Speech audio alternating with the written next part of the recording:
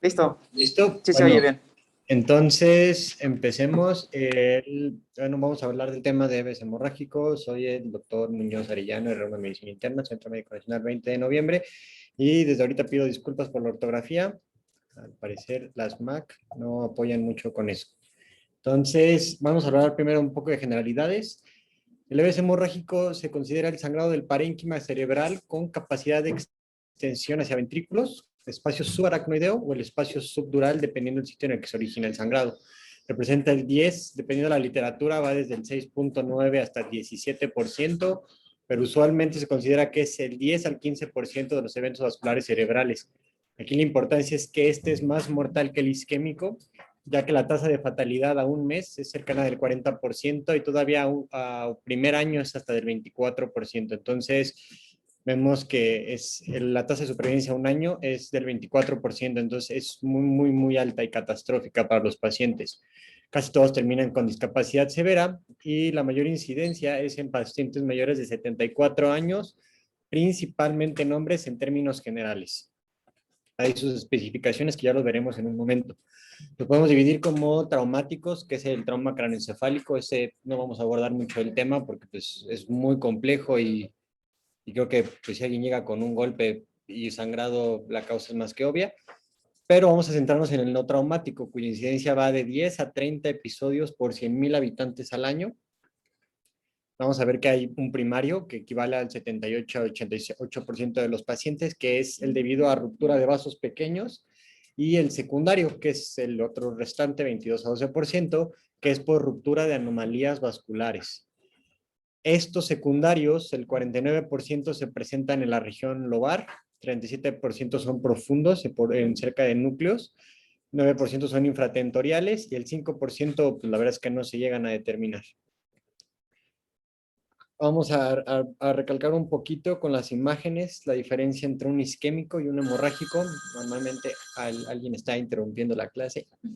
Entonces, vemos que por tomografía el hemorrágico se encuentra con esta zona brillante, principalmente porque la sangre que se está extravasando tiene un alto contenido en hierro. Entonces, hasta que este hierro no sea reabsorbido por macrófagos o por la glía, va a generar más rebote de la radiación emitida por el tomógrafo.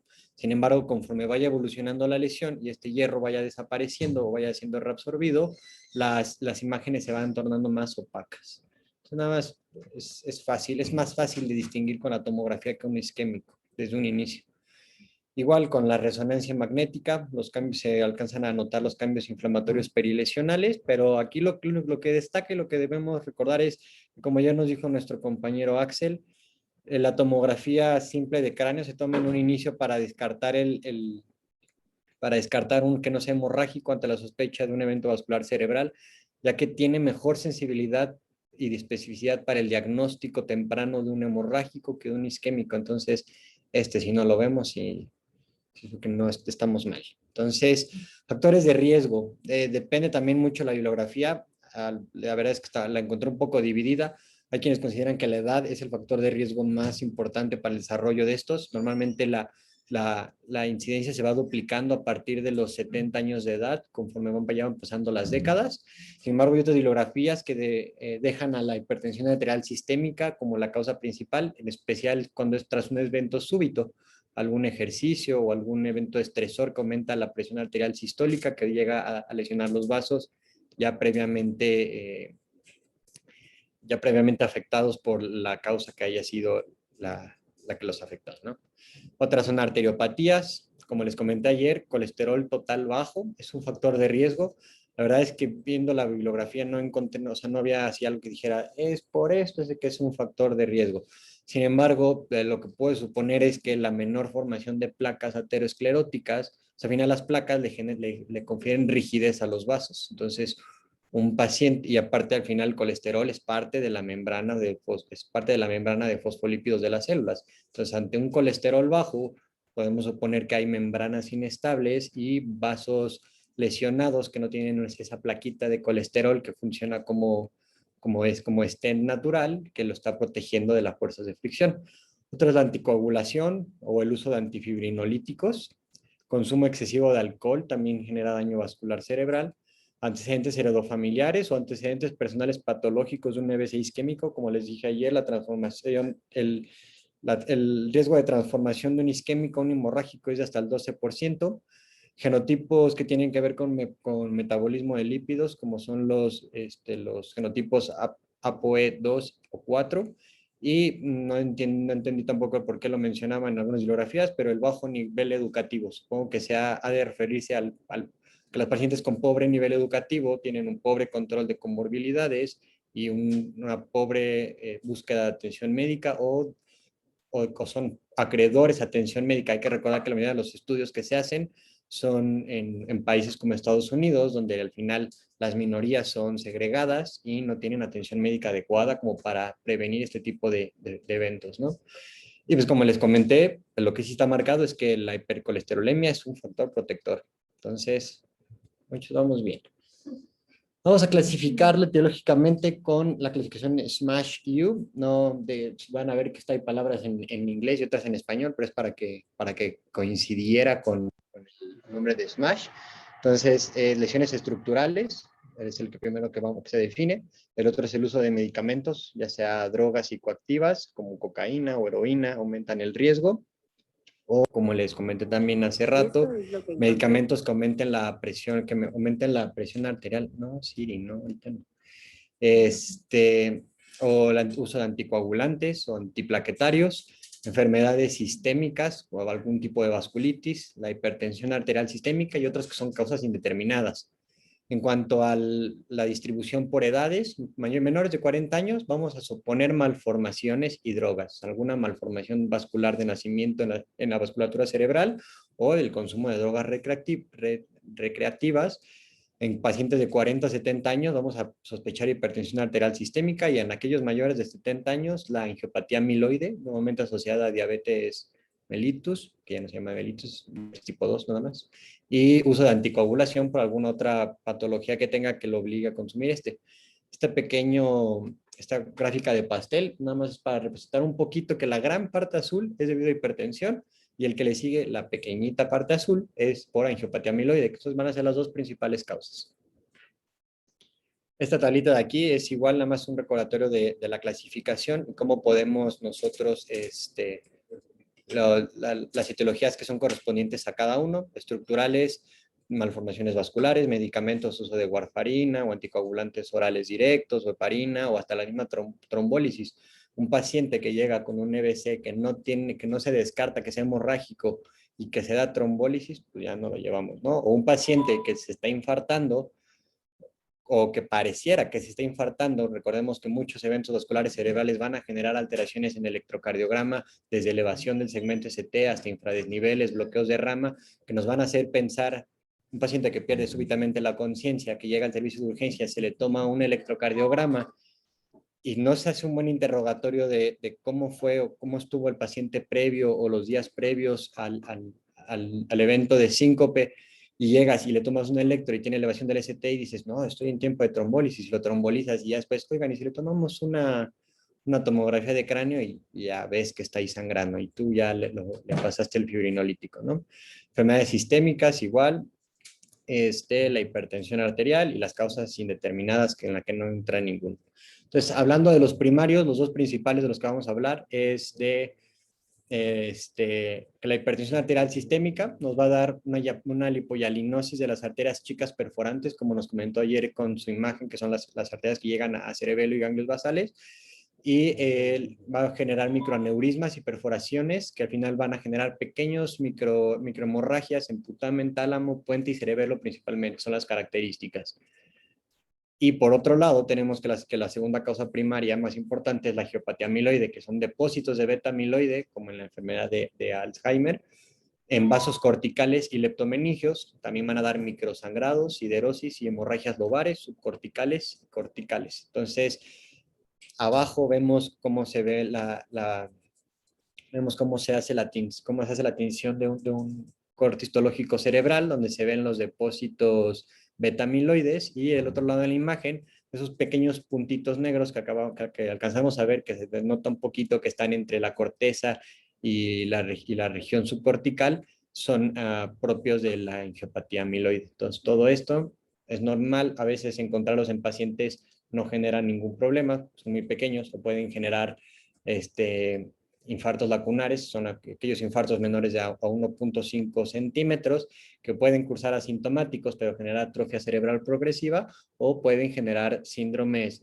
muy específicos como alteraciones motoras puras, sensitivas puras, la síndrome afasia mano torpe. Entonces, este tipo de situaciones. Normalmente, si los encontramos menos de 10 microhemorragias en un paciente, no genera tanto riesgo. Más de 10 microhemorragias, como veremos más adelantito, es un predictor de hemorragia cerebral futura.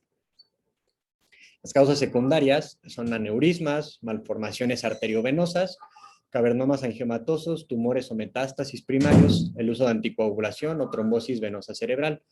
La verdad es que cada una de estas tiene su patrón específico radiológico, que la verdad es que queda, no sé cómo se diga, beyond the scope de la presentación, porque son muy característicos y nos haría hablar de patologías ya más profundas, que lo que ocupamos a ver nosotros en el momento agudo es, yo veo una mancha grande ahí de sangre, está hemorrágico. Igual esta otra tablita de JAMA 2019 nos permite igual volver a clasificarlos. Vemos que hay primarias, que es la hipertensión y la angiopatía amiloide, y las causas secundarias, coagulopatías, alteraciones, malformaciones arteriovenosas, cavernomas, trombosis cerebral, cerebrales, este fenómeno que se llama, esta enfermedad que se llama moyamoya, que es el nombre que se le da al humo que hace el cigarro, fue acuñado por japoneses, y hace referencia a un crecimiento anómalo de vasos cerebrales que simulan como el humo del cigarro, de la pipa que fuman, se va elevando. Entonces se ve como torbellino de vasitos subiendo. Está muy bonito. No vamos a meter mucho en fisiopatología. La verdad es que lo importante es que es un daño mecánico directo sobre estructuras cerebrales. Entonces, el mismo sangrado genera presión sobre el tejido, que va a generar presión sobre tejidos periféricos y va a hacer hasta compresión de la vasculatura cercana. Y este mismo sangrado va a generar la liberación de metaloproteinasas, glutamato, citocinas, hierro y grupo M, que al final estos también son citotóxicos. Entonces, estas sustancias acumuladas en la zona de sangrado van a generar edema, apoptosis y necrosis.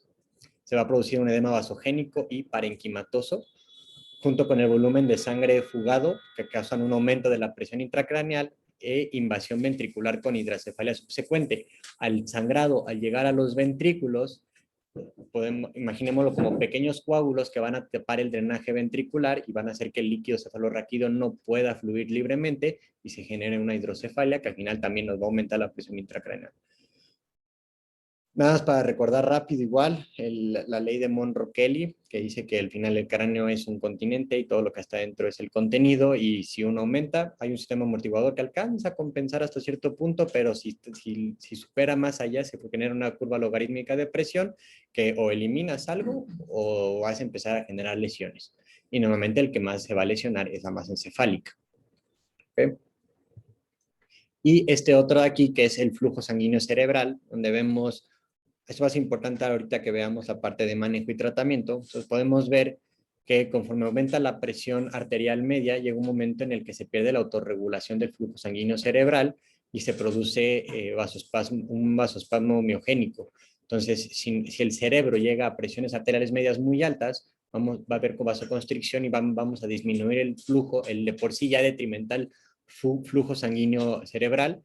Igualmente, vemos con la gráfica de presión de CO2, que al final el cerebro lo que quiere es oxígeno. Entonces, si le está llegando demasiado CO2 o muy poco oxígeno, el cerebro va a generar vasodilatación para tratar de aumentar el flujo sanguíneo y conseguir un poco más de oxígeno. Sin embargo, esta vasodilatación también va a generar estás aumentando el diámetro y el volumen de sangre que va a fluir por esas arterias, va a aumentar la presión intracraneal. Entonces, todos estos son factores que tenemos que tener en consideración ahorita que veamos cuál va a ser el manejo. ¿Cómo vamos a dividir o cómo vamos a sospechar que sea hemorrágico y no isquémico? Bueno, normalmente los hemorrágicos aparecen en vigilia, no suelen tener fluctuaciones neurológicas o el estado de conciencia, suelen iniciar como una cefalea aguda con vómito, esta es como la principal característica. va a haber una disminución brusca de conciencia. Este se asocia más por el efecto irritativo de la sangre y de los mecanismos ya mencionados anteriormente. Este se asocia más a convulsiones que el isquémico. Y igualmente vamos a tener un déficit neurológico focal. El 41% de los pacientes tienen un Glasgow de 13 a 15, un Glasgow leve, el 40% de 9 a 12 y un 20% van a llegar con uno muy reducido. 60% de los pacientes tienen parálisis de brazo, 59% disfasia o aprasia y 50% parálisis de miembros inferiores. Y de todos los eventos vasculares cerebrales hemorrágicos, del 5 al 10% ocurren en cerebelo, entonces tampoco no es despreciable que lleguen a presentarse con vértigo o con alteraciones de la marcha. ¿Cuáles son los factores de riesgo para que, o sea, ya tenemos el paciente, ya lo identificamos en el servicio de admisión continua o de urgencias o donde nos encontremos? ¿Y qué nos va a hacer pensar que este paciente se va a deteriorar? Porque al final no hay mucho que nosotros podamos hacer más que la prevención de un daño secundario. ¿Pero qué me va a hacer pensar que este paciente se va a deteriorar? Bueno, si tu paciente está consumiendo anticoagulantes o antiplaquetarios, quiere decir que va a ser más difícil que el mismo cuerpo detenga el sangrado que está produciendo. Si el tiempo de inicio de síntomas hasta que llegó a urgencias es menor a 3 horas, menor a 3 horas. Esto puede sonar un poco discordante con lo que veíamos en isquémico, sin embargo aquí a lo que hace referencia es que es muy probable que con tan poquito tiempo el sangrado no se haya detenido todavía de forma natural, entonces todavía le queda posiblemente un buen ratito para que siga sangrando, y si tu paciente ya llegó con un Glasgow de 8 y ya ves que está teniendo falla orgánica, lo más probable es que ese sangrado siga aumentando y más te vaya a costar salvarlo. Que se presente con fiebre. Estos pacientes hacen síndrome de respuesta inflamatoria sistémica, hacen hemorragias, si hay hemorragia intraventricular también, como lo que les comentaba de la obstrucción del circuito de líquido cefalorraquídeo y el aumento de la presión intracraneal, y una desviación de la línea media cerebral mayor a 2 milímetros, nos habla de que el sangrado es importante, ¿okay? Y que puede haber compresión de estructuras contiguas. El diagnóstico, bueno, como les comenté, imagen inicial, una tomografía simple de cráneo, si no hay una resonancia simple, pero lo principal es la tomografía simple de cráneo. Y hay que tratar de estimar el volumen de sangrado con el método de ABC entre 2. Esto nos va a guiar un poco la terapéutica que podamos tomar. ¿Cómo es esta? A significa diámetro máximo, entonces de la lesión, pues como vas viendo por cortes, vas viendo cómo se va haciendo más grande, ¿no? Y luego más chiquito otra vez. Buscamos el diámetro más grande y buscamos la parte donde ve más grande, y medimos el diámetro. Luego el B es el diámetro máximo perpendicular sobre esa misma, vamos a medir el perpendicular. Luego el número de cortes multiplicado por grosor de corte. Entonces, teniendo en cuenta nuestro máximo, cada corte, desde el inicio, desde donde empezamos a ver la hemorragia hasta donde la acabamos de ver, vamos contando cada corte. Entonces, hay métodos menos específicos donde dicen que cada corte lo multipliques por 1. Este es un poquito más exacto, en el que te dice, bueno, si tu hemorragia está así y tu primer corte te muestra una mancha así, si es menos del 25% del diámetro máximo, no lo tomes en cuenta, porque no te va a aportar mucho. Si está entre el 25 y 75% de tu máximo, multiplica cuántos cortes caben en esa definición y multiplícalos por 5. Si de mis 10 cortes, 5 ya estaban entre el 25 y el 75 del máximo, multiplico 5 por 0.5. Y todos aquellos cortes que tengan o que representen más del 75% o hasta el 100% de tu diámetro máximo, multiplícalos por 1. Entonces, si mi sangrado tengo 2 cortes que están casi del mismo tamaño de mi diámetro máximo, eso lo multiplicas por 1. Sumas todos esos, los multiplicas por los anteriores y el resultado lo divides entre 2. Entonces, este es un ejemplo. Aquí en la parte de abajo, ya lo que quería mostrar, buscas la parte donde se ve más grande tu lesión y multiplicas diámetro máximo por diámetro menor y luego por número de cortes, lo multiplicas entre 2 y te da un estimado. No es exacto, pero por estudios de evacuación de hematoma posteriores se ha demostrado que tiene un buen acercamiento al volumen real del sangrado. Ahora, la resonancia magnética nos permite ver anomalías vasculares previas. Entonces, por ejemplo, si es un paciente menor de 40 años en el que sospechábamos una malformación macrovascular o arteriovenosa, más bien, que pensamos que es el primer y único evento que ha tenido, tal vez no nos sirva mucho, pero si es un paciente que ya ha tenido deterioro neurológico y que es un paciente mayor de 70 años, hipertenso, diabético, en el que sospechemos angiopatía amiloide o lipoyalinosis por hipertensión arterial, queremos ver qué tantos infartos ha tenido o microinfartos ha tenido previamente, la resonancia nos funciona. Igual, si después de la tomografía o de la resonancia seguimos con alta sospecha, podemos repetir el estudio en 4 a 6 semanas o considerar una imagen vascular, una angiografía convencional, una angiotomografía, una angioresonancia. Y si sospechamos que la causa es macrovascular, pero no vimos la lesión en ese momento o no la pudimos caracterizar de forma adecuada, la tenemos que repetir en menos de 2 días para saber si es un aneurisma, pues ver si se selló o si hay algún otro en riesgo que necesitamos entrar en manejo percutáneo o quirúrgico para sellado antes de que se genere el sangrado. Ahora, ¿cuál es el riesgo de expansión de nuestro hematoma? Es más en pacientes que están anticoagulados. El que un hematoma haga expansión nos genera peor pronóstico. ¿Y cómo vamos a saber qué tanto es el riesgo de que haga una expansión? Hay un algoritmo que se llama algoritmo BRAIN o otro que es el HEP y BAT.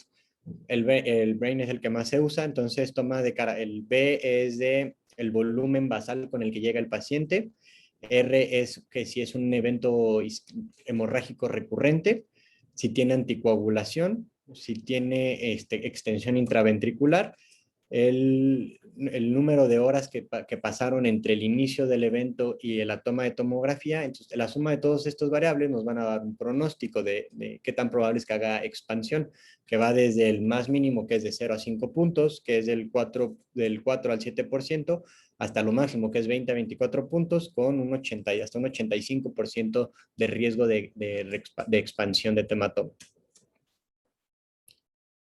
¿Cuáles son los signos o tú tomográficamente cómo vas a saber que tu hematoma está expandiéndose? Hay signos tanto característicos. Uno es el de la punta. Dentro de tu lesión vas a ver un puntito que va a tener diferente color al resto de la imagen, que te va a hablar de que está habiendo un sangrado que todavía está siendo activo. Otro que es el de la fuga. En la periferia de tu lesión vas a ver, por ejemplo, aquí se ven como flechitas blancas, en la periferia de tu lesión vas a ver cómo va a haber parte de sangre que pareciera que está saliendo de la mancha central sin seguir como su forma normal.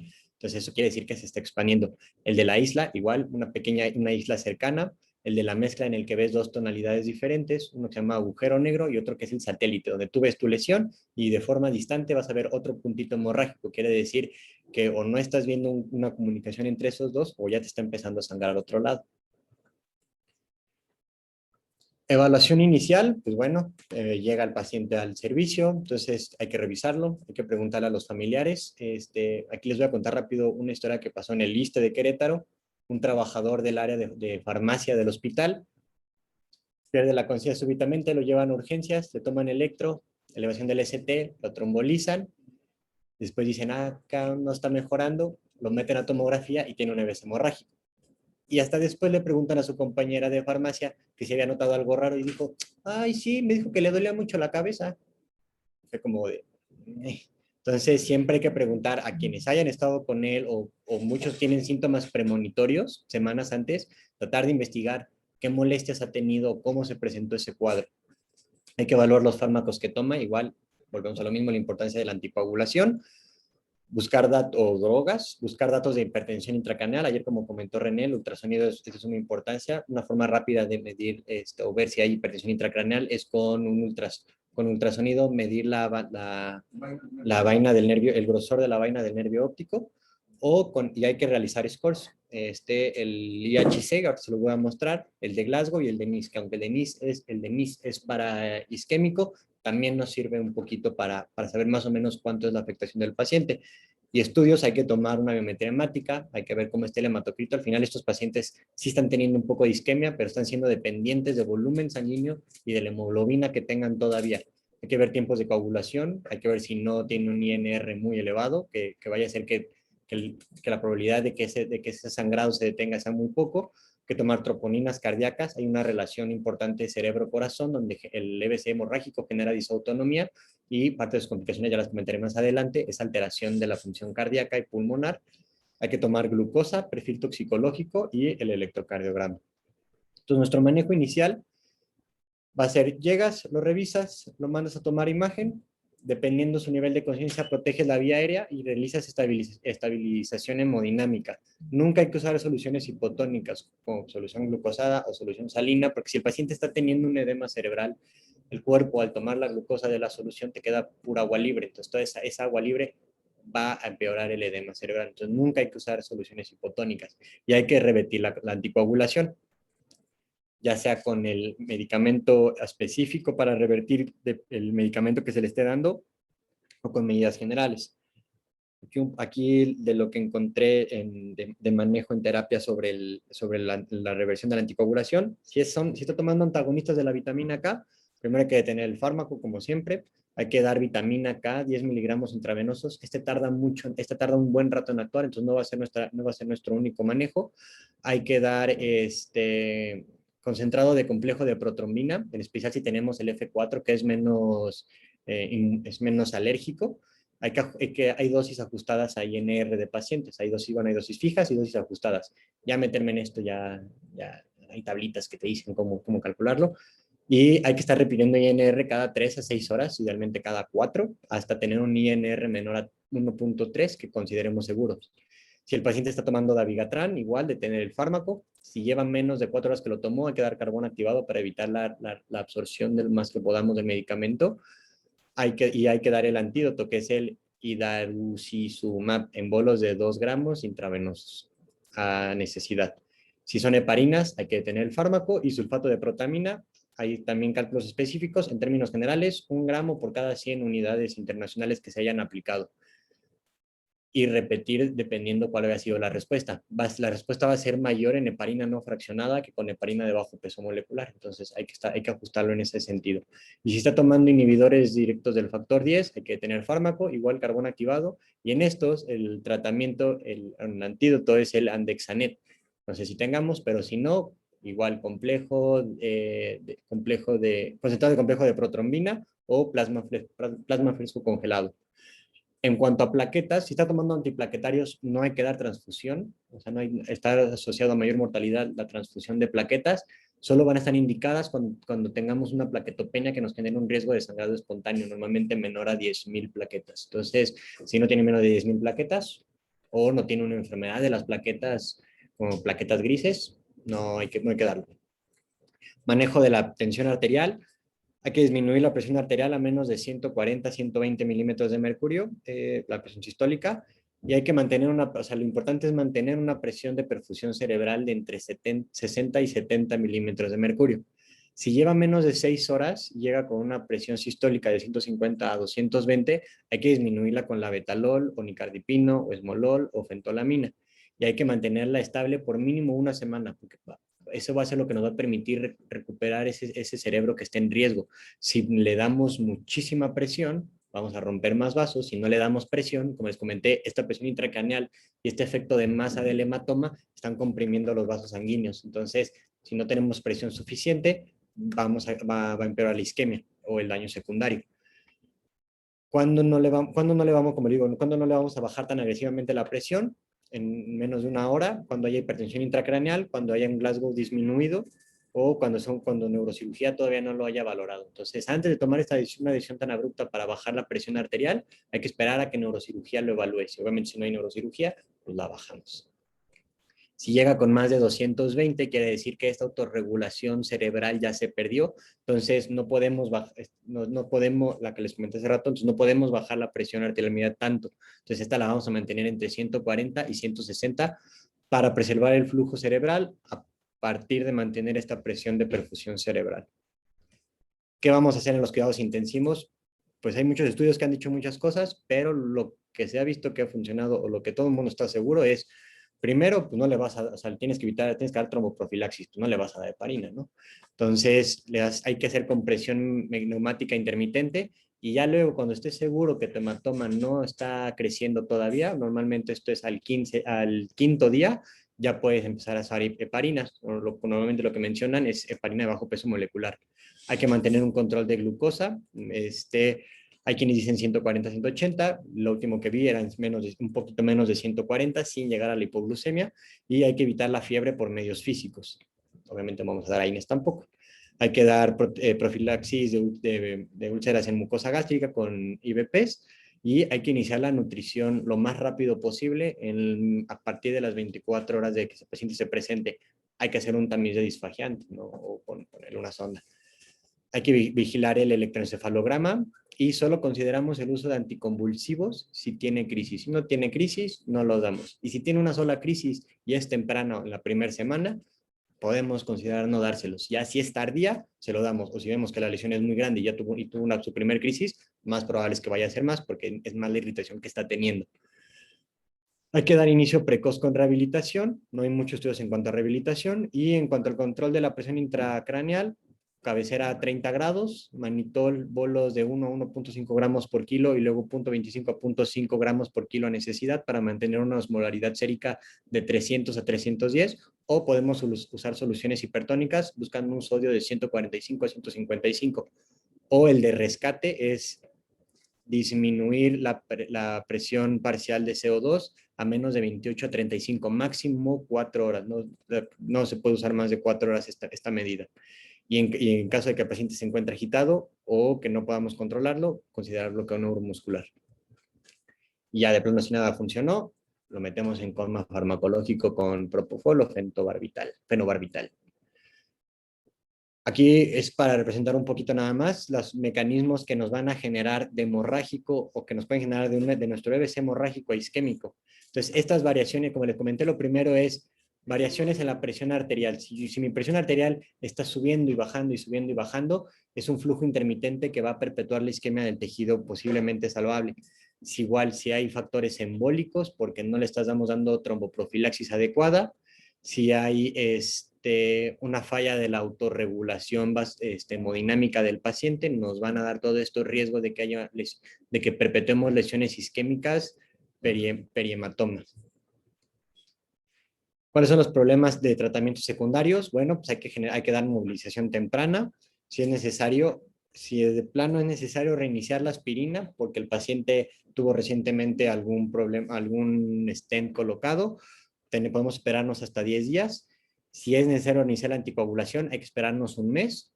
Y la prevención secundaria, control de comorbilidades. Nuestro pronóstico, pues como les comenté, la mortalidad en un mes es del 35 al 52%. La mitad de estos se van a morir en los primeros 2 días. Y hay que evitar la isquemia secundaria. Hay que usar el score ISH y el Funk score también nos sirve para predecir, pero el ISH es mejor.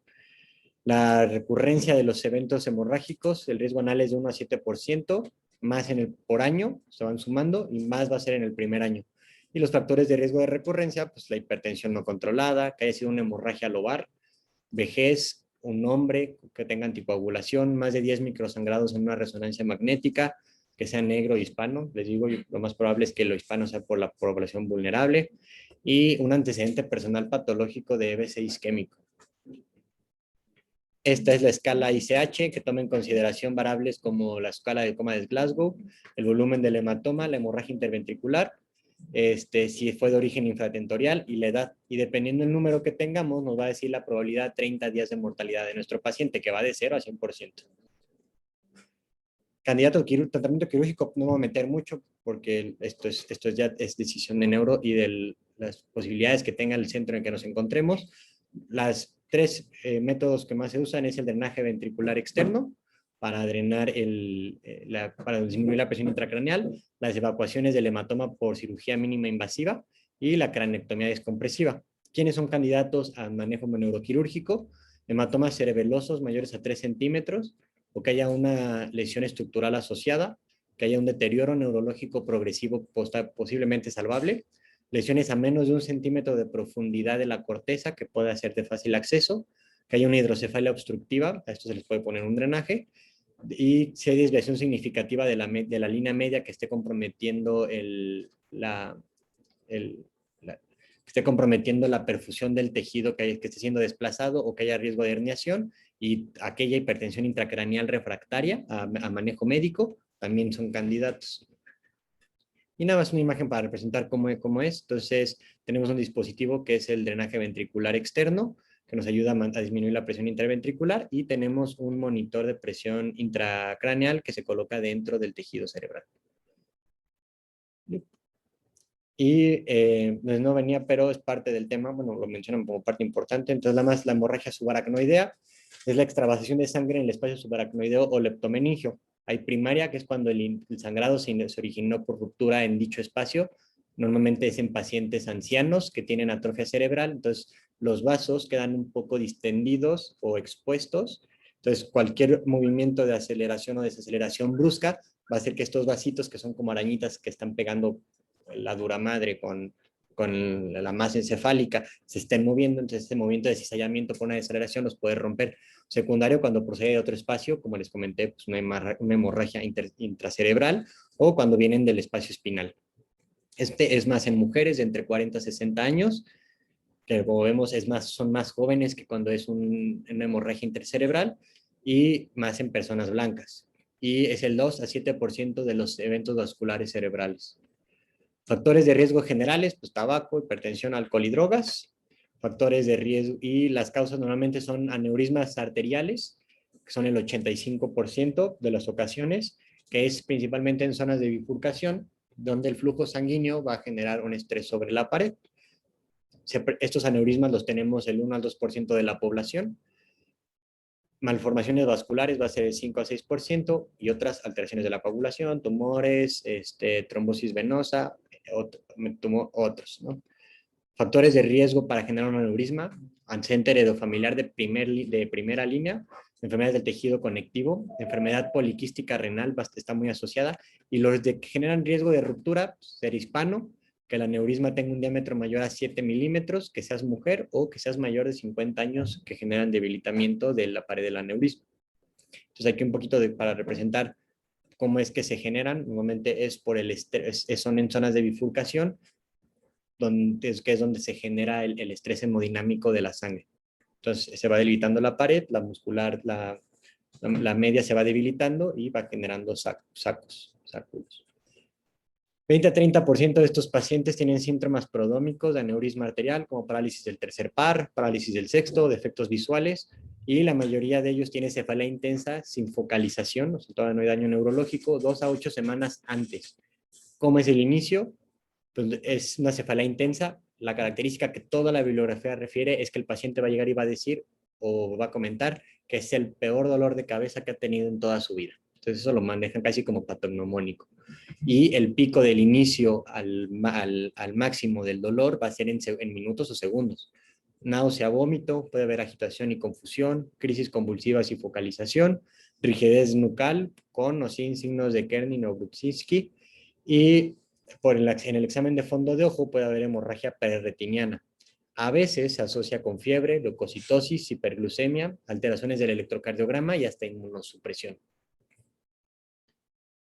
Clínicamente los vamos a clasificar con el sistema de Hound y Hess, que lo divide en 5 grados, y dependiendo de la presentación clínica nos da un porcentaje de mortalidad de los pacientes.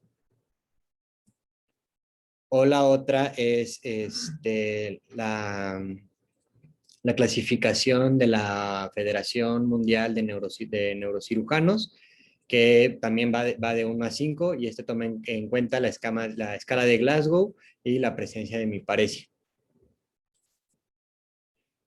Diagnóstico, pues igual que con el anterior, una tomografía simple. Sin embargo, va a ser un poquito menos específica que para la hemorragia intracerebral. Va a tener un valor diagnóstico del 95%. Idealmente, si se toma en menos de 6 horas de su presentación, ya de posterior a las 6 horas, se pierde la lucidez de la imagen y puede no pasar desapercibida. Y si es negativo, pero la sospecha sigue siendo alta, podemos tomar una resonancia magnética simple o una punción lumbar, donde se va a demostrar xantocromía. O sea, vamos a ver que va a haber hematies o productos de degradación de glóbulos rojos en el líquido cefalorraquídeo, o lo ideal también sería una angiotomografía para ver el sitio de sangrado y ver las lesiones asociadas. Entonces, aquí tenemos que ya conocemos, la escala de, se ve muy chiquita, la escala de Fisher para dividir la Fisher clásica y la modificada, para dividir en 4 grados cómo se encuentra el grado de sangrado subaracnoideo y la extensión de este y el porcentaje de riesgo de que esta hemorragia vaya a generar vasoespasmo. Podemos usar la angiografía para detectar, esta me quedó muy arriba, para detectar etiología y definir anatomía, o el mismo Doppler transcraneal para dar un seguimiento del vasoespasmo posterior. Manejo. Hay que asegurar vía aérea y la estabilidad hemodinámica. Reposo absoluto, igual cabecera 30 grados por 5 días. Mantener una osmolaridad sérica baja. Hay que controlar el sodio. Los pacientes pueden tener como complicación hiper o hiponatremia. Una presión venosa central adecuada, igual a glucosa. Una presión arterial sistólica menor a 220 si el aneurisma estuvo tratado, o menor a 170 si aún está pendiente de tratar. Igual, anticonvulsivo solo si es necesario, y nimodipino profiláctico para evitar el vasoespasmo que nos va a generar una lesión secundaria. Esomeprazol para evitar úlceras de la mucosa gástrica, y hay literatura que menciona que se puede dar antifibrinolítico por 3 días para evitar que este sangrado vaya a obstruir el drenaje del líquido cefalorraquídeo, pero pues no está bien documentado. Y el tratamiento definitivo pues puede ser endovascular con un coil, literalmente es un alambrito que se va metiendo, llega al sitio del aneurisma y se va enrollando en el sáculo hasta que se trombosa, o quirúrgico, que es con clips, se clipa. Entonces aquí vemos cómo se hace un clipaje a través de una craneotomía y cómo es la colocación de un coil endovascular. La mortalidad es mayor al 40% y las principales complicaciones son una nueva hemorragia, la presencia de un vasoespasmo, hidrocefalia, crisis epilépticas, hipo o hipernatremia. Los pacientes pueden desarrollar tanto diabetes insípida como síndrome de secreción inadecuada de hormona antidiurética, aturdimiento de miocardio neurógeno, edema pulmonar neurógeno y la hiperlactatemia por anaerobiosis periférica. Un poquito de cosas. Vasoespasmo, vamos a hablar un poquito del vasoespasmo y la isquemia tardía por el que van a generar lesión secundaria. Se presenta en el 70% de los pacientes, inicia en el tercer a cuarto día del inicio de la hemorragia subaracnoidea, con un pico entre el séptimo y el décimo y termina el 14º y 21. Se previene con nimodipino por 21 días. Hay que mantener volumen vascular adecuado y hemoglobina normal. Podemos dar RTPA intratecal, que es el fibrinolítico, para disminuir la formación de coágulos que obstruyan el flujo de líquido cefalorraquídeo y la hipertensión intracraneal, y hay que vigilar con un Doppler transcraneal. Y el tratamiento pues es inducción a hipertensión arterial. Si se dan cuenta, como vimos antes, las metas para presión arterial sistólica son más altas que en la hemorragia intracerebral. Aquí se permiten más altas porque como va a ser vasoespasmo, lo que ocupas es que haya más presión para romper ese vasoespasmo. Entonces, por eso permiten hipertensiones presiones arteriales sistólicas más altas. Se puede dar angioplatia con balón o infusión de vasodilatadores intraarteriales como la papaverina. Y el Vasograde, esta es una escala que nos va a decir qué tanto riesgo hay de que genere vasoespasmo en nuestro paciente, para que lo tengan en consideración.